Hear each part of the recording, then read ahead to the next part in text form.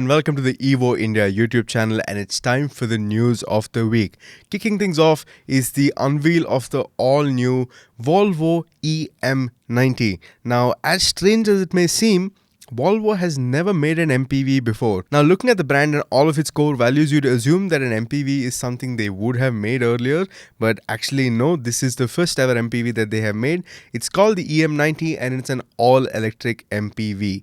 Now, this is not all Volvo. It is based on the parent company Geely's Zeekr 009.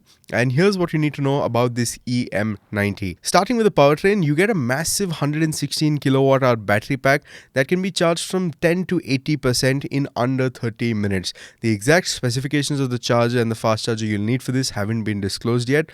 More details will come at a later date, but that's what we know so far.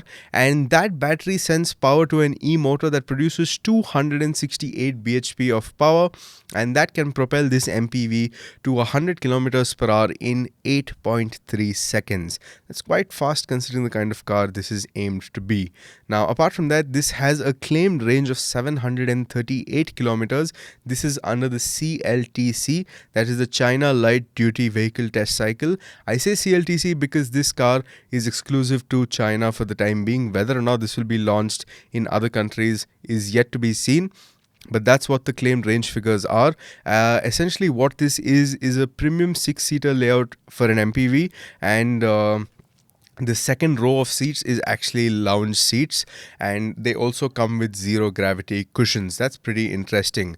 Now, the driver's seat, it has an inbuilt massage functionality with 12 ways of adjustment, and the first and the second row of seats, they have 8 levels of adjustability. Now, you have ventilated and heated seats in the first and the second rows, and in terms of infotainment system, you have a 15.4-inch infotainment unit, and also you have a folding roof display. That's a 15.6-inch unit, so the occupants in the rows behind the driver's seat can have some entertainment while on the go. You get features like your air purifiers, you get a Bowers & Wilkins sound system, the works. Apart from that, you also get all the safety and ADAS features that you'd expect from a Volvo. Now, this is quite cool looking, and you wouldn't usually associate such a cool looking car to be an MPV, but here it is. This is Volvo's EM90. Would you like to see something like this in India? Do let us know in the comment section down below.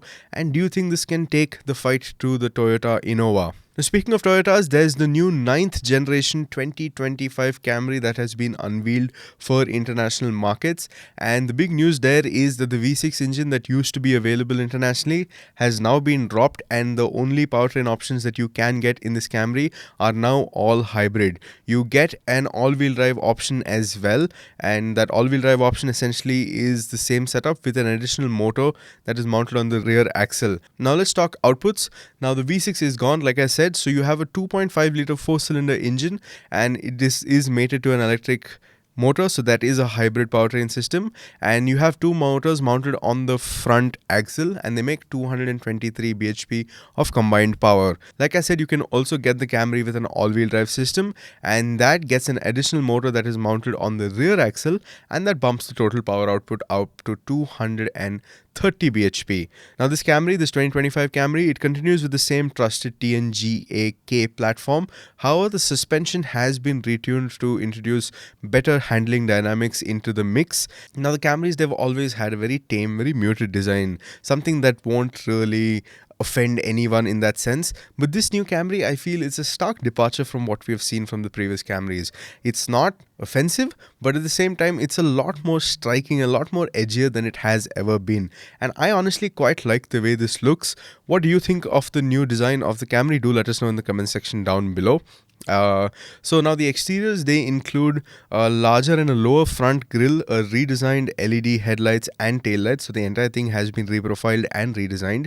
You get 2 new color options as well. Now, internationally, there will be 4 trims available, LE being the base model, and then it goes to SE, XLE and XSE in increasing amounts of premium features. Now, the XSE trim, which is the top end feature, that gets colored lower trim, so the trim will match the rest of the bodywork in that sense. And you also get 19-inch alloy wheels. The current model gets 18-inch alloy wheels. That's interesting to note. Apart from that, You get an all new interior design as well. You get a new dashboard with a 12.3-inch infotainment system on the higher end model.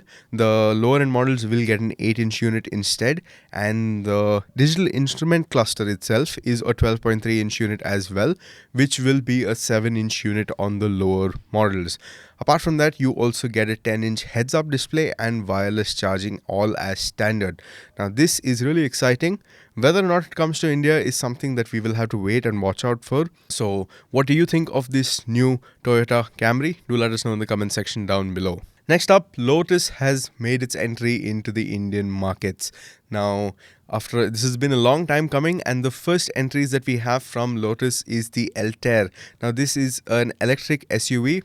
It's available in 3 different variants. You have the Eletre, you have the Eletre S, and the Eletre R. Now, the Eletre and the Eletre S, they have the same powertrain. What differentiates them are their features. So, the powertrain that's found in both these cars is the 112 kilowatt-hour battery setup that is good for around 600 kilometers range when mated to the single-speed motor that comes in these cars. The outputs for which are 595 bhp and 710 newton meters of torque.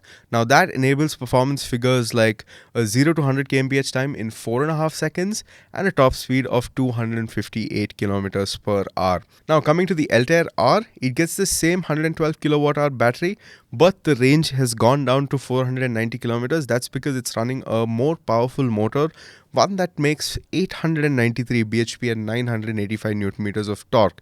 Now, this enables a faster 0 to 100 kilometers per hour time, that is 2.95 seconds, and the top speed also goes up to 265 kilometers per hour. What's interesting about this Eletre R is that it gets a 2-speed transmission. Which other EV cars do you know that get 2-speed transmissions? Let me know in the comment section down below. Now, apart from that, you get rapid charging on this that is capable of taking that 112 kilowatt-hour battery from 10 to 80% of SOC in 20 minutes. That's pretty fast. You get an active front grille and a carbon fiber 3-stage deployable split roof mounted spoiler. Try saying that in one go, I dare you. All as a part of the aerodynamics and to keep the drag coefficient lower. You get 22-inch wheels, you get a 15.1-inch touchscreen infotainment system, you get a 15-speaker sound system, you get configurable ambient lighting, and of course you also get ADAS functionality. Now, this ADAS, it uses LiDAR technology, so it should be that much better. How that actually pans out in the real world is something we can't wait to find out. Now, the Eletre SUV is the most expensive SUV, rather the most expensive electric SUV that you can get in India right now. That's because the standard Eletre, it starts at 2.55 crore ex-showroom. If you opt for the S, you're paying an extra 20 lakhs with the ex-showroom price being 2.75 crores.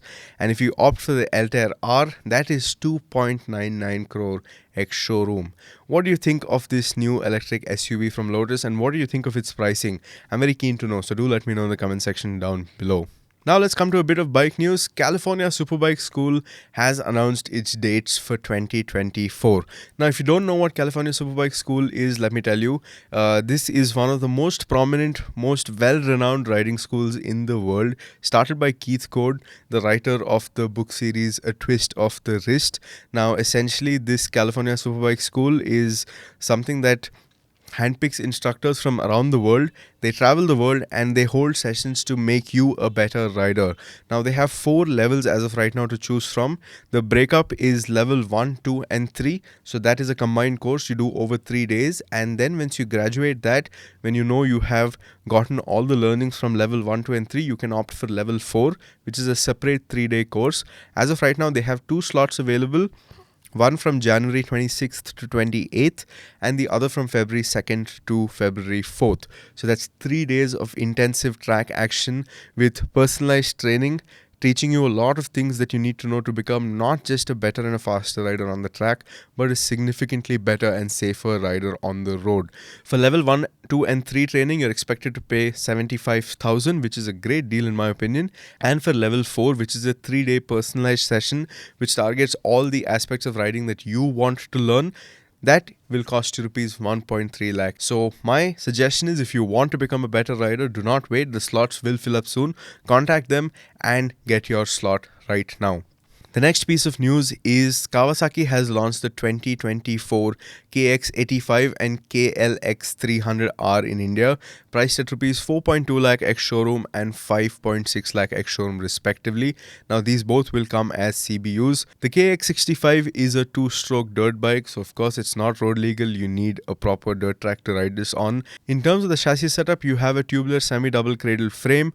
You get 36mm USD forks. This is adjustable for compression damping, and you also get an adjustable rear shock. Both have 275mm of travel. That is a lot. Now you have the handlebar is adjustable for 6 positions. You get a 17-inch front and a 14-inch rear wheel. Now this is a small bike, so it is for smaller riders or children getting into the sport, so it's great for them. You have 290mm of ground clearance, and you have a curb weight of just 74.6 kilos. So this is great, and this 290mm of ground clearance comes despite a relatively short 830mm seat height. Then you have the KLX 300R. So this is a 292cc liquid-cooled 4-stroke single-cylinder DOHC engine. It makes 28.6 bhp and 26.3 Nm of torque. You get a 6-speed transmission. Again, a tubular semi-double cradle frame, 43mm upside-down forks, and a unitrack swing arm. And you have 285mm of wheel travel. Again, 4-way adjustable handlebar. So 4 different adjustable positions for the handlebar. You get a 21-inch front wheel and an 18-inch rear wheel. 270mm front disc, 240mm rear disc, the standard. 300mm of ground clearance and 900mm seat height. This is pretty tall again.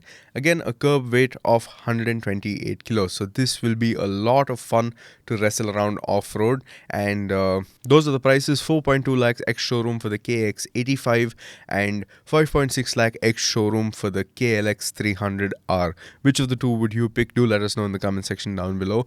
The Himalayan 450 is finally here. Our first ride reviews are live. You can watch the video on our YouTube channel. The link will be somewhere on the screen right now, or you can also choose to read the web story on the Evo India website, or even in the latest issue of the Evo India magazine. That is the November issue that will be out shortly.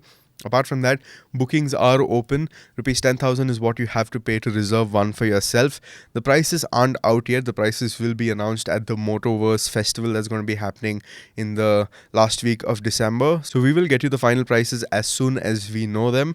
But as of right now, what I can tell you that the bike is great. It's a big step up over the previous Himalayan while retaining that core simple DNA, and it also is really promising for up-and-coming ADV riders, and it's not very intimidating either. For the full download on the bike, do check out our review.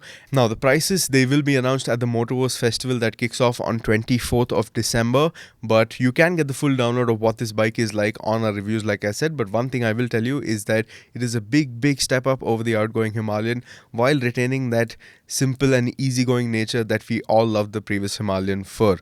Now, that has been it for this week's news of the week. What was your favorite piece of news? Do let us know in the comment section down below.